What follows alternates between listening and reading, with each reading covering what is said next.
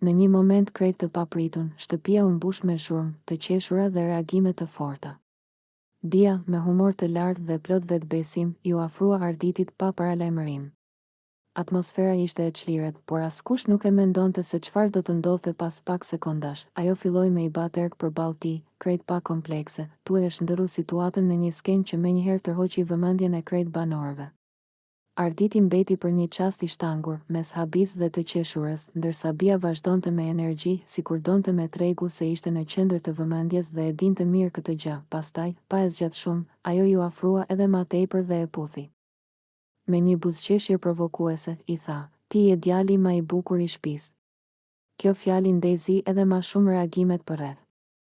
Disa filluan me duar trokit, të tjerë shpërthyen në të qeshura, dhe atmosfera u kthye në një festë spontane brenda shtëpisë. Ndërkohë, Toni, që ndodhej aty pranë, u ndjej i sikletosur nga situata. Ai u kthye nga ana tjetër, tu e bas sikur nuk po shite se çfarë po ndodhte, ndoshta për me fshehë reagimin e tij ose thjesht për mos me u përfshi në atë moment kaq të drejtë për drejtë. Gjesti i tij nuk kaloi pa u vure, përkundrazi, e bëri situatën edhe më komike për të tjerët. Banorët e shtëpisë qeshnin me të madhe, disa talleshin me Tonin, disa me Arditin, e disa thjesht po shijonin skenën si një moment argëtues që theu monotoninë e ditës.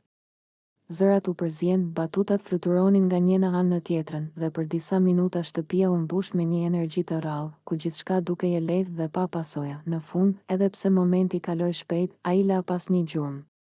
Disa e panë si shaka, disa si provokim, e disa si një mënyrë për me tërheq vëmendje.